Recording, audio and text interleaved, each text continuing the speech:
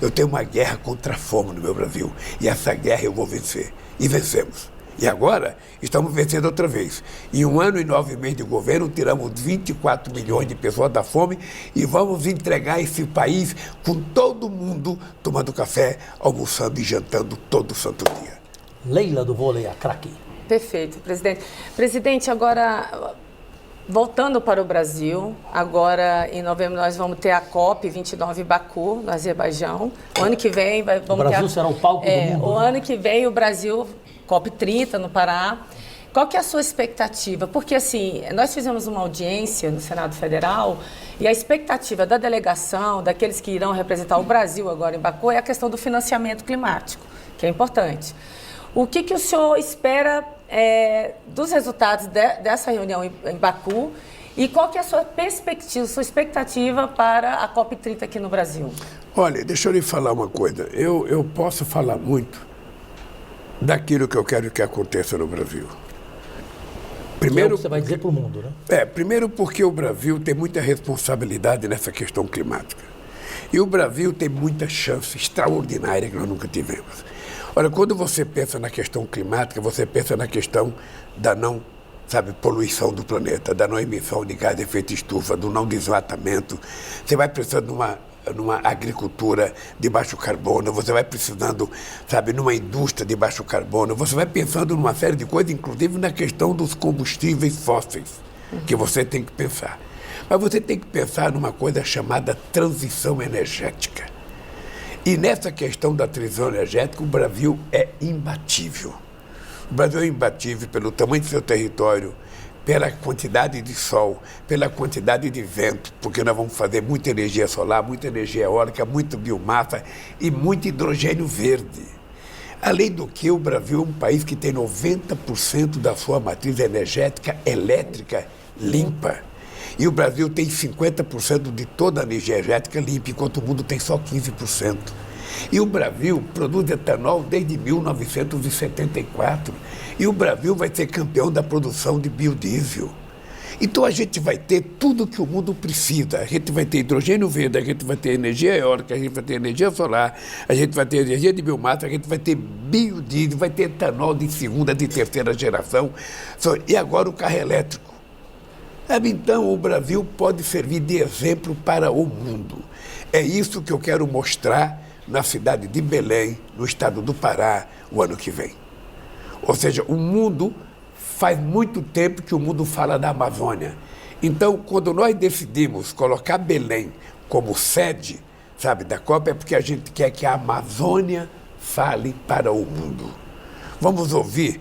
Porque quando as pessoas falam da Amazônia, as pessoas se esquecem que na Amazônia moram aproximadamente 30 milhões de pessoas só no território brasileiro. As pessoas se esquecem que tem gente que mora embaixo da copa das árvores. As pessoas se esquecem que tem gente que vive da pesca. As pessoas se esquecem que tem gente que vive da agricultura. Então, nós precisamos dar a essa gente cidadania, dar condições de vida. Daí porque o mundo industrializado, que há mais de 200 anos polui o planeta, tem uma dívida histórica e tem que pagar essa dívida. E veja, prometeram 100 bilhões de dólares em 2009 em Copenhague. Sim. E até hoje não pagaram. Até hoje não cumpriram o protocolo de Kyoto, até hoje não cumpriram o Acordo de Paris. E o que nós estamos propondo, Leila? É preciso ter uma governança mundial, senão a gente não consegue atingir nenhuma meta. Quando você toma uma decisão numa COP, você tem que ter uma governança mundial para exigir o cumprimento daquilo. Porque se você toma uma decisão num fórum mundial, num fórum internacional, e depois a decisão da implementação daquilo fica por conta do Estado Nacional, e o Estado Nacional não quer cumprir, quem vai punir? Quem vai exigir? Por exemplo, os americanos nunca cumpriram o protocolo de Kyoto. Ou seja, então, o que nós queremos dizer é o seguinte: nós temos interesse em preservar nossa floresta. Nós temos interesse em ter a agricultura sem carbono, com carbono baixo, mais importante do mundo. Nós temos interesse em ser a matriz energética mais importante do planeta Terra, totalmente, não poluente. Esse é o grande legado que a gente vai trazer para a Amazônia. Nós vamos chegar em Belém, Leila, com um pacote de coisas bem-sucedidas, que vai ser uma coisa extraordinária, que sirva de exemplo para o mundo. que as empresas venham produzir no Brasil com energia limpa. Nós temos condições de oferecer isso. Então, nós estamos preparando tudo direitinho, nós temos feito muita coisa importante e nós, quando chegarmos em novembro de 2025, o Brasil quer mostrar ao mundo que nós estamos cumprindo com a nossa função. Veja, Leila, que eu assumi um compromisso, ninguém me obrigou a assumir esse compromisso, é um compromisso do governo brasileiro que até 2030 a gente vai chegar a desmatamento ilegal zero nesse país.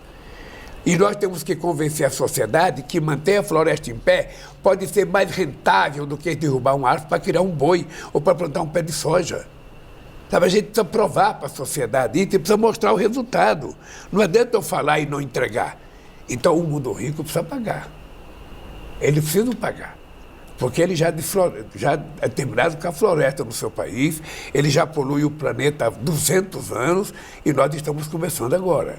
Então, o que nós queremos é que os países em desenvolvimento, os países, sobretudo, que têm floresta, sabe, como aqui, os 8 países da Amazônia, como a Indonésia e como o Congo, que recebam benefício para manter a floresta em pé. Quando a gente manter a floresta em pé, a gente não está apenas cuidando de nós, estamos cuidando do planeta.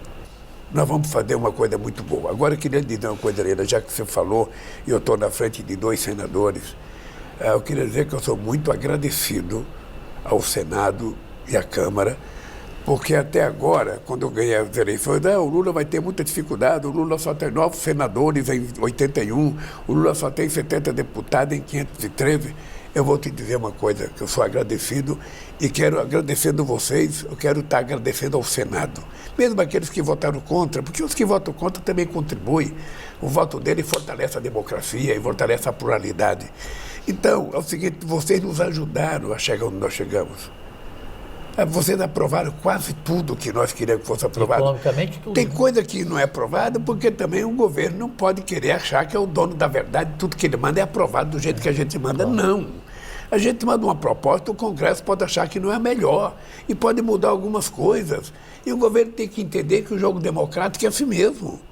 O Obama ficou 8 anos na presidência dos Estados Unidos, acho que não conseguiu aprovar mais que um projeto. E nós não, nós estamos aprovando tudo porque nós estamos mandando coisa e compartilhando com o Senado aquilo que é melhor para o Brasil. E na questão ambiental, o Senado e a Câmara estão evoluindo para perceber o seguinte, peraí, sabe, o bom fazendeiro não quer desmatar. O bom criador de gado, ele sabe que ele tem que vender a carne dele para o exterior e ele tem que saber que ele precisa cuidar.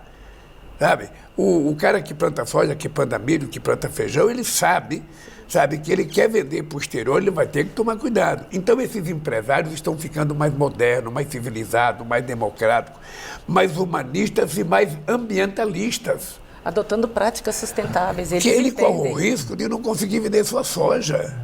Ele corre o risco de não conseguir vender sua carne. Então, gente, é responsabilidade para todos. E eu estou convencido, Leila, que nós estamos atingindo um grau de maturidade muito importante nesse país. Muito importante.